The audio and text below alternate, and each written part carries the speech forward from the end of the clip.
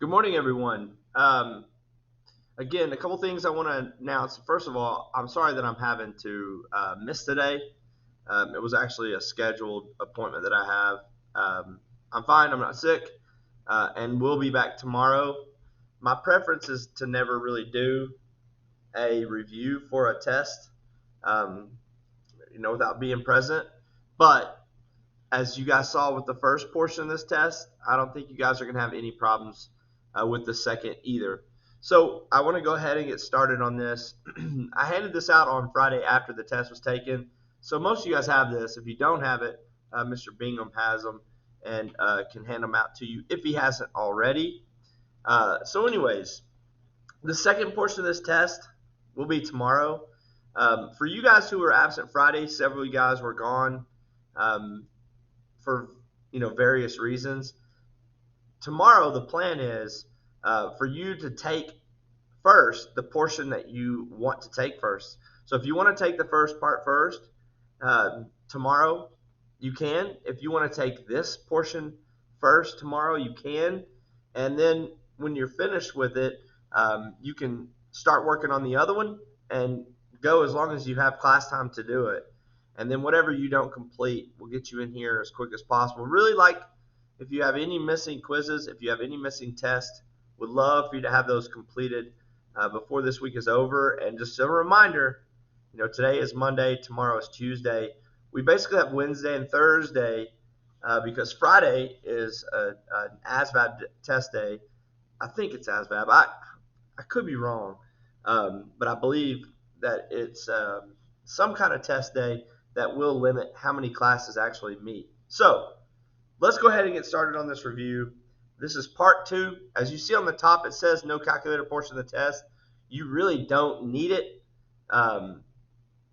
So let's go. Let's get started.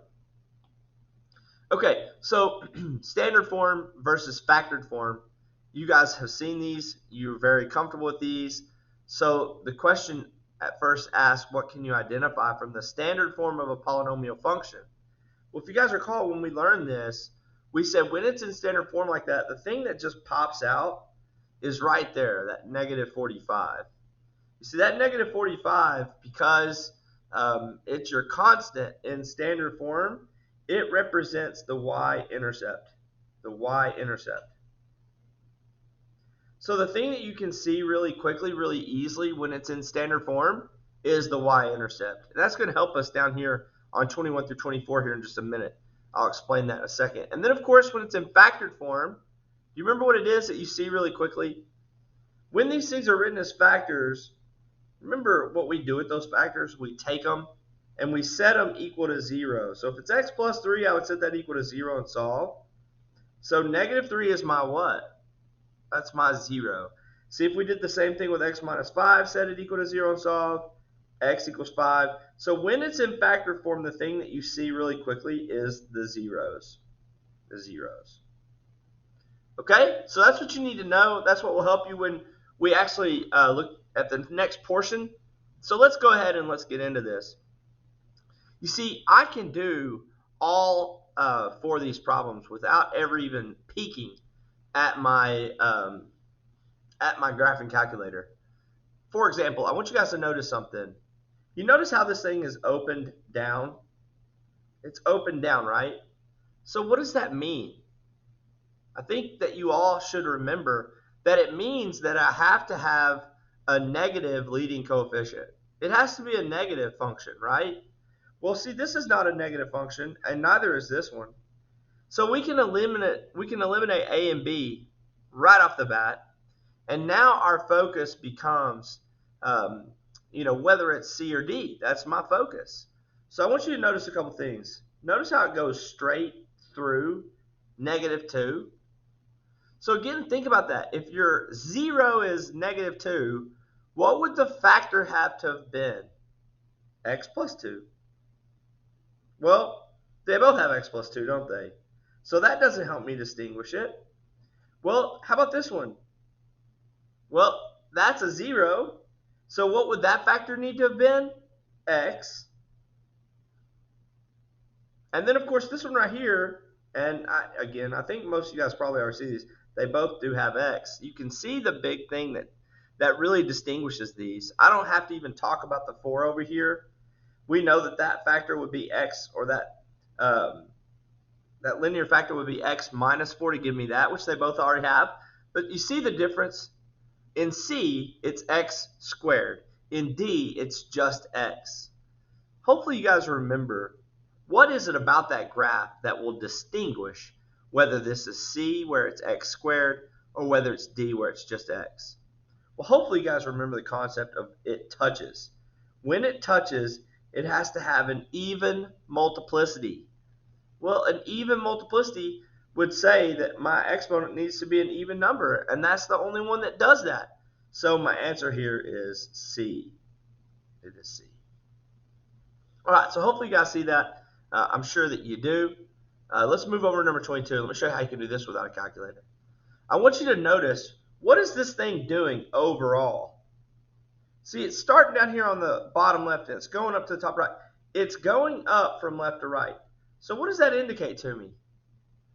Hopefully you guys remember, when we have an odd function, like these all are, x cubed, x cubed, x cubed, x cubed, they're all odd. This thing is going up from left to right. Well, if it's going up to left to right, it has to be positive. So that gets rid of b, because it's negative, and it gets rid of c, because it's negative. So if you look at these two equations, there are some big differences, but there's one difference. If you go back up to the top, there's one difference that really distinguishes whether it's A and D. Does anybody notice what it is? Well, hopefully you remember. This constant represents my what? My y-intercept. Remember, we just said that just a second ago above? Well, think about it, guys. Is my y-intercept somewhere down here in the negative range? Or is up here in the positive range? So it could only be positive 9. So see, without a calculator, I can determine that this is graph D. Graph D. Now, if you were to type these in your calculator, they might not look exactly like this, but they're going to be very, very similar. Okay? Let me go ahead and say this before I move along. If you have any major questions, because I can't just reteach this whole thing tomorrow, but if you have any really big questions that you'd like to ask, I definitely encourage you to come in tomorrow ready to ask. Like we did on Friday, we easily can finish this portion of the test in the class time that we are given. So I believe that we could probably spend about 10 minutes answering any of your questions. So if you have something that's just really pressing, you can email me and I'll respond. If not, we got about 10 minutes at the beginning of class. We could definitely go through some of these, okay? Not a bunch of them, but we could go through a little bit. All right, so with this one, with what we've already talked about in mind, again, notice this thing is falling from left to right, isn't it? It's falling. So that means it has to be what kind of function? It has to be negative, right? So which ones have the negative out front? Definitely not A, and definitely not C. It cannot be those two, but B and D both have that negative out front. So what distinguishes this one? I can't see that it's not about the y-intercept because these are in factored form. Well, if you notice, don't they both have x plus 3? And don't they both have x minus 1? So here's the big difference. X minus 1 comes from which 0? Hopefully you guys all notice it comes from this one right here. That's the only thing that's different about this problem. You see, in this one, the x minus 1 is squared, but in D, the x minus 1 is technically raised to the first power. Notice what it's doing here. It's touching. A lot like the problem number 21. It's touching. And when it touches, it means it has an even multiplicity. Which one has the even multiplicity? Well, hopefully you all recognize B does. B has, that's the only thing that distinguishes these two equations from being the same. Everything else is identical except the x minus 1 is squared on B, representing that it touches, where on D it would have an odd multiplicity, and therefore it should have gone straight through, and it didn't. It touched it. So that's number 23. Now let's go to 24. First of all, I hope that you notice that it's opened up. It has to be what? Hopefully you said positive. So that gets rid of what? B and C are both eliminated from being possibilities. So once again, a lot like that last problem. Remember, these are in standard form. What is it that pops out when it's in standard form? Your y-intercept is your constant. What's your constant here? -9. What's your constant here? +9. Well, which one's it got to be? Again, hopefully you see that's a no-brainer. It's definitely in the negative range. So even though I don't have the pinpointed value, I can assume it's definitely -9. So my answer for 24 is A. See, you don't need a calculator if you understand, like we went over up here at the top. If it's in standard form of the polynomial function, you can immediately tell what the y-intercept is. If it's in factored form, you can immediately tell the zeros. And then, of course, the opened up, the opened down, the going up from left to right, the going down from left to right, those represent whether your function is negative or positive. So you can distinguish these from each other very easily. See, we're already done with that first page. So let's flip it over to the back and let's talk about that. And then we're going to go over the absolute easiest problem in all of the world. And you will have one of those on the test tomorrow. So again, let's look at 25 and 26. And I want you to notice that both of these are x cubed. I could have wasted my time and given you a x to the fourth or any other type if I wanted. But the one on the test tomorrow will also be x cubed. Okay, it'll be a cubic function, as this one is. And now I don't know, I'm not going to tell you if it's going to be a binomial or a trinomial, but it will be cubic. So let's answer the first couple questions. Classify the function by its degree. Well, we already said this is cubic. It's cubic. The one problem you're going to do tomorrow, it's going to be cubic too. So I'm pretty much giving you that first answer. Now, how about the number of terms? Remember, that's either a monomial if it's one term, a binomial if it's two, a trinomial if it's three, a polynomial if it's four or more. Well, this one definitely has how many? Two. So this is a cubic binomial. A cubic binomial. Okay, so let's think about this one. It's an odd function, and it's positive, isn't it? Look, there's no plus sign there, but we know it's positive. So isn't this thing going up from left to right? It sure is. So it's going to look like this as far as the ends go. Now I know it's going to have possibly some ups and downs. It possibly could have a minimum or maximum. But I know that overall, this is what the end behaviors are. So remember how we talk about the end behaviors? We say this: as x approaches infinity, f of x approaches what? As x approaches negative infinity, f of x approaches what? And we have to fill in those whats. So hopefully you guys recall, when we talk about as x approaches infinity, what does infinity mean for x? It means as my graph goes off to the right, as my graph goes off to the right, f of x, which is y, is doing what? Well, as this graph goes off to the right, what's y doing? It's definitely going up, so it will be approaching positive infinity because it's going up. But the other side of this says as x approaches negative infinity. So as x goes off to the left, what's y doing? It's going down. So it's approaching negative infinity. So that is how we describe our end behaviors. We talked about that quite a bit of time ago, but you guys can do it. I know you can. So that takes care of that. All right, next says write the function in factored form. So what we're doing, guys, is we're taking this x cubed minus 2x squared and we're factoring it. So think about it. It's a binomial. What's the first thing we said we always check when I'm factoring? GCF. Guys, is there a GCF in x cubed minus 2x squared? For sure. X squared. So if I pull that out, what's x cubed divided by x squared? X. What is negative 2x squared divided by x squared? Well, they cancel, and we're left with -2. Now think about this. Can I break that down anymore? Absolutely not. That's as far as I can take it. That is written in factored form. You leave it alone. You can't do anything to it. It's it. That's done. So what E says is we'll find the zeros and their multiplicities. So if we took this first one right here, x, if we set x equal to 0, well, there's my 0. It's 0. So what's its multiplicity? Well, it definitely had an exponent of 2, so that means it is 0 with a multiplicity of 2. But what about that x minus 2? Wouldn't I just take it, and I'm going to move this over because I need to have a little bit of room for my graph. So I'm going to take this x minus 2, the other 0 I've got, and I'm going to set it equal to 0 and x equals positive 2.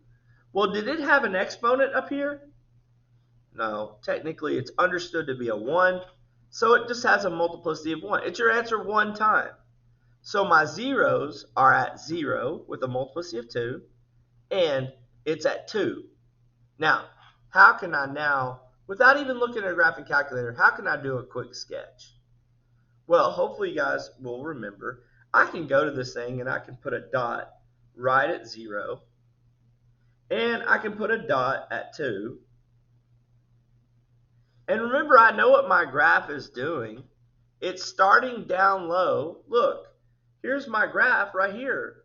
It's starting down low, and it's coming up. Now watch what happens. As it's coming up, what did it mean to have a multiplicity of 2 at 0? It means it comes up and it touches it, and it goes back the opposite direction.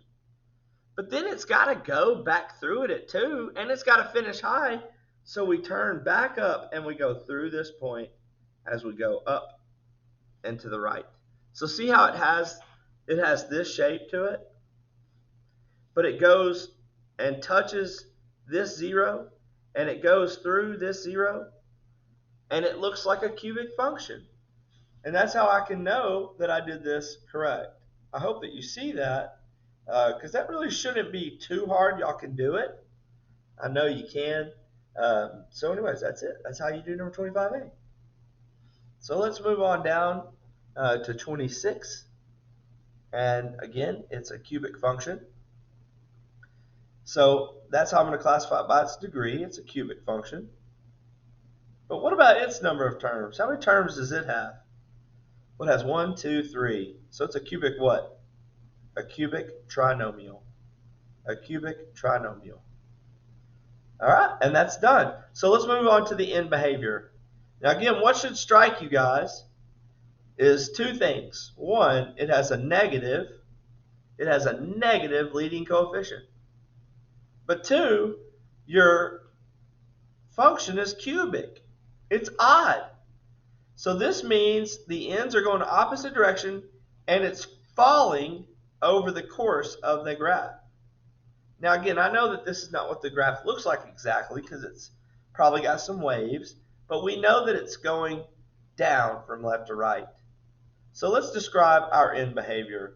As x approaches infinity, f of x approaches what?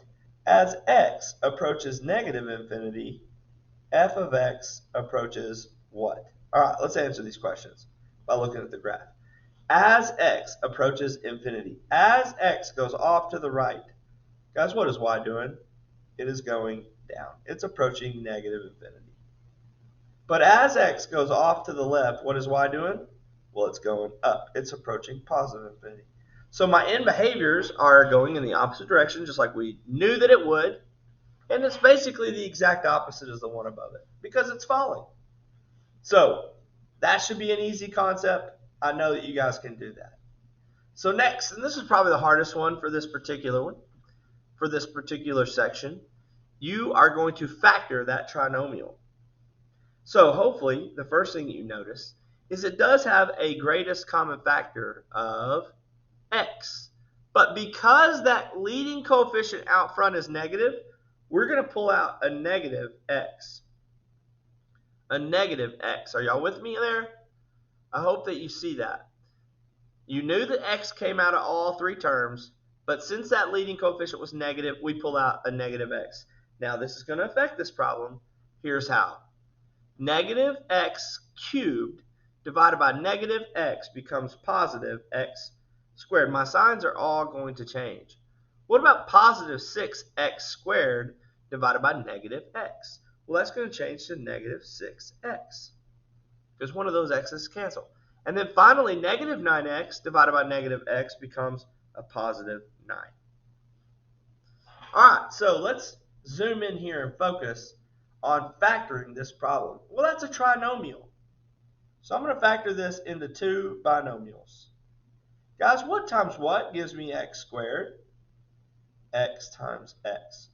And what will multiply to get a positive? Either two positives or two negatives. So I look in the middle, and for sure in this one it's two negatives.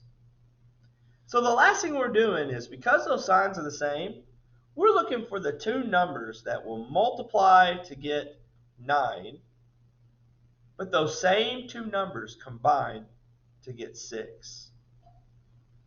Well, the only things that multiply to get 9 are 1 times 9 and 3 times 3. Which of those two will actually combine to get 6? It's got to be 3 and 3. So I put the 3 here and the 3 here. So what you should notice is, really, this is negative x times x minus 3 squared. So won't that affect the multiplicity? So here we go. Let's take those, like we did on the problem above. Let's take the factors that matter. That's the ones that have variables. Well, that's both negative x and x minus 3, and we're going to set them equal to 0 and solve. Well, the negative x, I'm just going to divide by the negative, so x will equal 0. How many times? Well, remember, the exponent there was just a 1, so it's just the answer once. But the x minus 3, when I solve that, it'll become a positive 3, but remember what the exponent was for it? It was squared. So 3 will actually be the one that has a multiplicity of 2. So look, guys, with my graph, I know that it's going to cross at 0, and it's going to touch at 1, 2, 3. It's going to touch at 3. So if I go back up and I get a sense of what this graph is doing, remember what we said?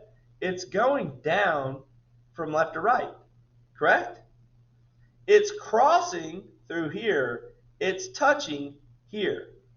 So let's draw the graph where it crosses at 0 and it touches at 3. Here we go. Starts high, crosses, comes back up, touches, goes back down forever.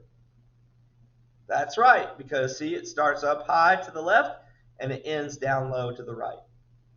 Crosses at 0, touches at 3, perfect. Okay? Now I suspect that all of you guys could do every single one of these steps for a problem tomorrow on the test. I know you can, and you will, because you have the test tomorrow, and you're going to have basically one question where you have to answer all of those different items for that problem. So, pretty easy. Hopefully you guys will be prepared come tomorrow. Okay, so let's move along to the easiest problems known to man, and it's on that third page. I almost didn't even show y'all this, but there is one little tricky thing. One, the instructions say, given the table of values, write all the known factors of the function. Now, hopefully you guys remember what makes it a factor. The y value being what? 0. That's a factor. That's a factor. And that's a factor. But what people do and end up missing this problem is they just write this. Negative 3, negative 1, and 4. And yes, those are the zeros. But are those the factors? No, those are the zeros. The factors are, what would the linear factor have been to give me the solution, negative 3? It would have been x plus 3. What would the factor have been to give me the 0, negative 1? It would have been x plus 1. And what would the factor have been to give me the 0, positive 4? It would have been x minus 4. So remember, if the linear factor is x plus, that value will end up negative, and vice versa. If the linear factor is x minus, then the result will be a positive, and vice versa. So this is how you're going to see those answers, come tomorrow on the test. So last one, let's find all the ones where my y value equals 0. And I'm going to write them over here. We got negative 4. We've got 0. We've got 2. And we've got 5. So what would the factor have been to give me a negative 4? That would have been x plus 4. What would the linear factor been to give me just 0? Y'all remember? It's just x. How about to give me positive 2? X minus 2. And how about to give me finally positive 5? X minus 5. So there are the linear factors for those particular zeros. And that's it, guys. Y'all are literally going to have a problem that gives you a chart. It shows you those things just like that did, and it says, hey, what are the factors? So that's how you do it. I know you will do well. But anyways, the test is tomorrow. Again, please, if you have any major questions, I'd love for you to email me. I'll try to respond as quick as possible. But I'll definitely get back to you today unless you send me the email really late tonight. If it's a minor question, hold on till tomorrow. We'll have a good solid 10. And we probably could even do 15 or so. But we'll have plenty of time tomorrow if you have questions. If you don't have questions, we'll go ahead and jump into this test. So that will help out the people who have not taken one of the first portion, and maybe even tomorrow during class you can finish both portions. It really would. They're neither one are very time consuming. So anyways, I would love it if that describes you. If you haven't taken the first part, study tonight for both and be prepared. If you talk to the people who took it, it really wasn't hard, and I know they'll tell you that. So anyways, have a good evening. Email me if you really have a question that needs to be answered quickly. And if not, we will jump into that test tomorrow. Have a good one.